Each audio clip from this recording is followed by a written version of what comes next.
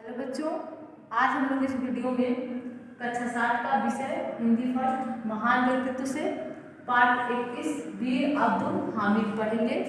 वीर अब्दुल हामिद जो थे भारत के बहुत बड़े देशभक्त थे। इन्होंने भारत को स्वतंत्रता दिलाने में अपनी बहुत अहम भूमिका निभाई थी। बच्चों, हम लोग इनके बारे में किताब की सहायता से आगे पढ़ेंगे।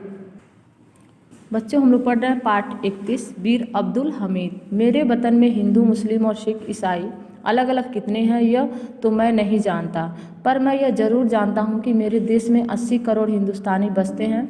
आज मैं उन्हीं हिंदुस्तानियों में से एक की कहानी सुनाना चाहता हूँ। उसका नाम अब्दुल हामिद था। न वह कोई हीरो था और न मैं उसे हीरो बनाना चाहता हूँ। वह एक मामूली किसान था। उसी किसान से आपको मिलाना चाहता हूँ। प्रसिद्ध साहित्यकार डॉक्टर राही मासूम रजा के वीर अब्दुल हामिद रचना से सांभार उद्धृत, यानी इस रचना को प्रसिद्ध साहित्यकार डॉक्टर राही मासूम ने लिखा है। और इन्होंने लिखा है कि वीर अब्दुल हामिद का जन्म 1 जुलाई 1933 ईस्वी में हुआ था। इनका जन्म स्थान धामपुर गाजीपुर से आजमगढ़ मार्ग पर, और ये शहीद 10 दिसंबर 1965 में हुए थे। ये इनके बारे में लिखते हैं कि बचपन से ही अब्दुल हामिद की इच्छा वीर सिपाही बनने की थी। वह अपनी दादी से कहा करते थे कि मैं फौज में भर्ती होऊंगा। दादी जब कहती कि पिता की सिलाई मशीन चलाओ, तब वे कहते हम जाए फौज में, तोहरे रोकले ना रुकब हम, समझ लूँ। दादी को उनकी जिद के आगे झुकना पड़ता और कहना पड़ता अच्छा अच्छा जइह फौज में। हामिद खुश हो जाते। इसी तरह वह अपने पिता उस्मान खां से भी फौज में भर्ती होने की जिद करते और कपड़ा सीने के कंधे से इनकार कर देते। कपड़ा सिलने के धंधे से इनकार कर देते।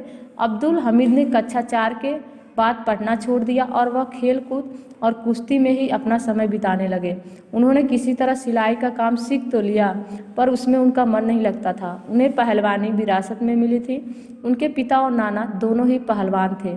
वह सुबह जल्दी ही अखाड़े पर पहुंच जाते, दंड बैठक करते, अखाड़े की मिट्टी बदन में मलते और कुश्ती का दाव सीखते। शाम को लकड़ी का खेल सीखते और रात को नींद में फौज और जंग के स्वप्न देखते। वह स्वप्न देखते कि उनके हाथों में 12 बोर की दुनाली बंदूक है।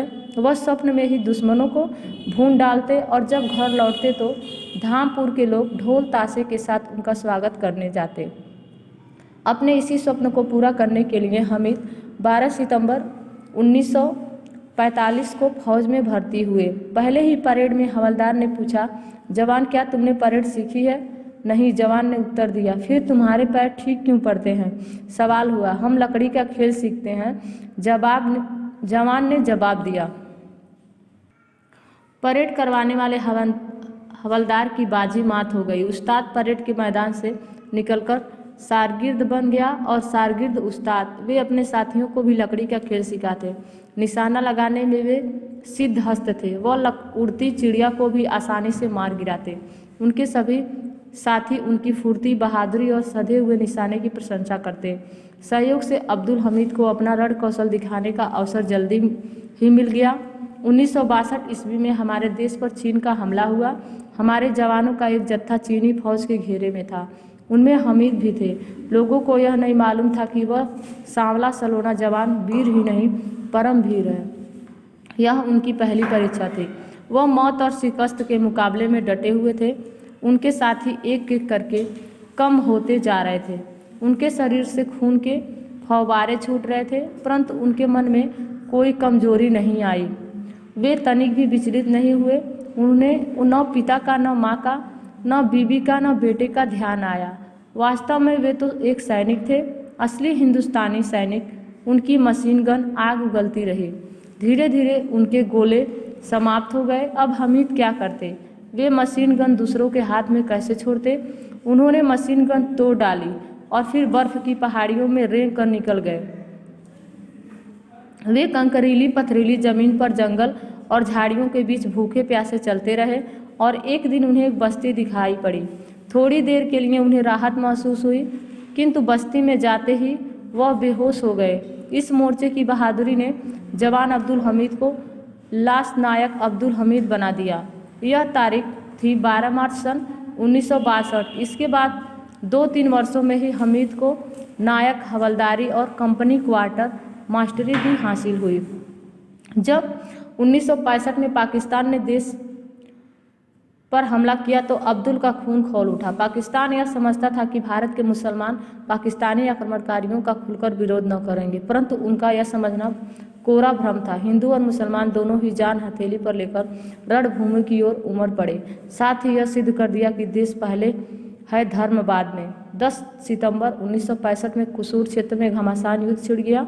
पाकिस्तान को अपनी मंगनी के पैटर्न टैंकों पर बहुत नाज था। इन फौलादी टैंकों द्वारा सब कुछ रौंदते हुए भारतीय सीमा में घुस आने की उनकी योजना थी, परंतु उनका हौसला भारतीय वीरों के सामने पस्त हो गया। अपने साथियों को आगे बढ़ने के लिए ललकारते हुए अब्दुल हमीद मोर्चे से आगे बढ़े। उसने देखा दुश्मन सिर से पैर तक लोहे का है। उनकी एंटी टैंक बंदूक ने आग उगलनी शुरू कर दी। हमीद का निशाना तो अचूक था ही। लोहे का दैत्य एक गिरा, दूसरा गिरा और तीसरा गिरा। आगे बढ़ो, हमीद ने जोर से नारा लगाया। क्षण भर में तीनों टैंक बर्बाद हो गए। पाकिस्तानी हमलावरों को मुंह की खानी पड़ी। उस समय हमीद में न जाने कौन सी अद्भुत शक्ति भर गई थी। वह अपने प्राण हथेली पर लेकर आक्रमण करता जा रहा था। इसी बीच कोई चीज़ उनके सीने से टकराई। उन्हें दर्द का एहसास नहीं हुआ। क्षण भर में ऐसा लगा कि हर तरफ अंधेरा ही अंधेरा छाता जा रहा है। उन्होंने फिर आगे बढ़ो कहना चाहा, मगर होठों से शब्द न निकल सके। इसलिए उन्होंने एक ऐसा शब्द कहा, अल्लाह, जिसमें होठों को हिलाने की जरूरत नहीं होती। यह शब्द इतना गूंजा कि रणभूमि की सारी आवाज़ें दब गई। हर तरफ सन्नाटा छा गया, एक अनंत सन्नाटा। उन्होंने अपने बेटों और बेटी के लिए सौगात न भेजी, परंतु उन्होंने गाजीपुर को एक बहुत कीमती सौगात परमवीर चक्र के रूप में भेजी, जो उन्हें मरणोपरांत प्राप्त किया गया।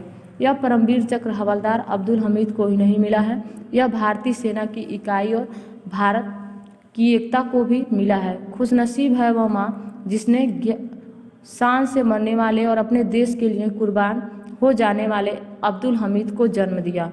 देश की आज़ादी पर मिटने वाला वीर आज हमारे बीच नहीं है, किंतु अपने त्याग और बलिदान से वे आज भी अमर हैं। उनकी पावन स्मृति हमें देश प्रेम और राष्ट्रीय एकता का गौरवमय संदेश सुना रही है। सभी हिंदुस्तानी एक हैं, चाहे वह किसी भी मजहब के क्यों न हो। हमीद की कुर्बानी इसकी जीती जागती मिसाल है। बच्चों, ये पाठ समाप्त हुआ। आगे हम लोग पढ़ेंगे पाठ 32 प्रमुख खिलाड़ी, जिसमें मेजर ध्यानचंद के बारे में दिया है। हॉकी भारत का राष्ट्रीय खेल है। भारत में खेलों के इतिहास पर नज़र डालें तो पाएंगे कि हॉकी का एक स्वर्णिम युग रहा है। स्वतंत्रता से पहले जब खेलों के लिए सुविधाओं एवं प्रशिक्षण का अभाव था, उस समय भी अनेक ऐसे खिलाड़ी हुए जिन्होंने अपनी प्रतिभा एवं कड़े परिश्रम के बल पर भारत को विश्व में सम्मान दिलाया।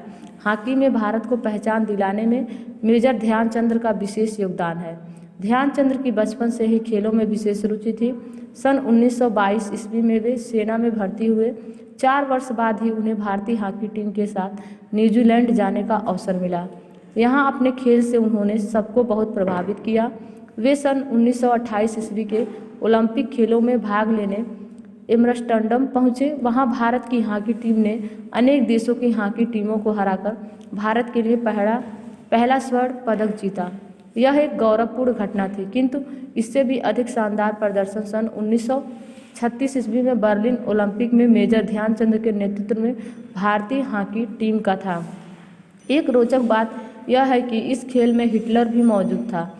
उसी के सामने ध्यानचंद ने चमत्कारिक ढंग से जर्मनी की टीम को पराजित किया।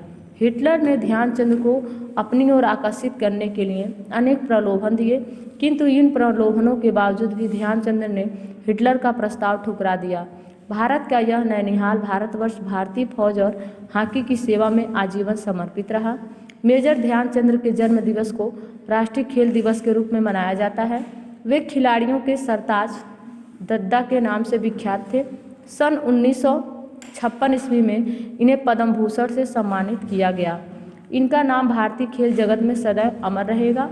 3 दिसंबर सन 1979 ईस्वी को लंबी बीमारी के उपरांत इनका निधन हो गया। इनकी याद में झांसी स्थित एक स्टेडियम का नाम मेजर ध्यानचंद स्टेडियम रखा गया। मेजर ध्यानचंद का अनुसरण करके इनके भाई रूपचंद ने भी हॉकी में भारत का नाम रोशन किया। खेल जगत के अन्य क्षेत्रों में ऐसे और भी खिलाड़ी हैं जिन्होंने विश्व में भारत का नाम ऊंचा किया है, जिसमें सुनील गावस्कर का नाम आता है। मैं तो 1000 से भी खुश था, अब 10 गुना खुश हूँ, गावस्कर का ये वक्तव्य है। रन संख्या 9999 और अब सुनील गावस्कर और क्रिकेट इतिहास के सुनहरे पन्ने के बीच में केवल 1 रन की दूरी थी, सिर्फ 22 गज। एजाज फकीर की एक गेंद आई और क्रिकेट के इस अनूठे लिटिल मास्टर ने खूबसूरत कट लगाकर रन के लिए दौड़ लगा दी। खेल के पूरे इतिहास में 1 रन के लिए उठे कदमों में कभी ऐसा उत्साह नहीं रहा। गावस्कर के इन 2 रनों के साथ अपने 10,000 रन पूरे किए और क्रिकेट इतिहास के सुनहरे पन्ने में अपना नाम अंकित कराया। पूरा देश उत्साहित था और उस समय गावस्कर भी। इनका कहना था कि मैं तो 1000 से भी खुश था, अब 10 गुना खुश हूँ। सुनील मनोहर गावस्कर का जन्म सन 1949 ईस्वी में मुंबई में हुआ। इनकी शिक्षा सेंट जेवियर्स हाई स्कूल एवं मुंबई विश्वविद्यालय में हुई। गावस्कर के टेस्ट जीवन की शुरुआत सन 1971 में वेस्टइंडीज दौरे से हुई। सुनील गावस्कर एकमात्र बल्लेबाज हैं जिन्होंने एक कैलेंडर वर्ष में 1000 रन 4 बार बनाए। सुनील गावस्कर ने 1983 में चेन्नई में वेस्टइंडीज के विरुद्ध बिना आउट हुए 236 रन बनाए। यह उनके टेस्ट जीवन की सबसे बड़ी पारी थी। सुनील मनोहर गावस्कर आंकड़े एक दृष्टि से यहाँ पे सुनील गावस्कर द्वारा प्राप्त किए गए टेस्ट और मैच बल्लेबाजी के आंकड़े हैं। बल्लेबाजी 1 दिवसीय मैच और टेस्ट मैच बल्लेबाजी। आगे है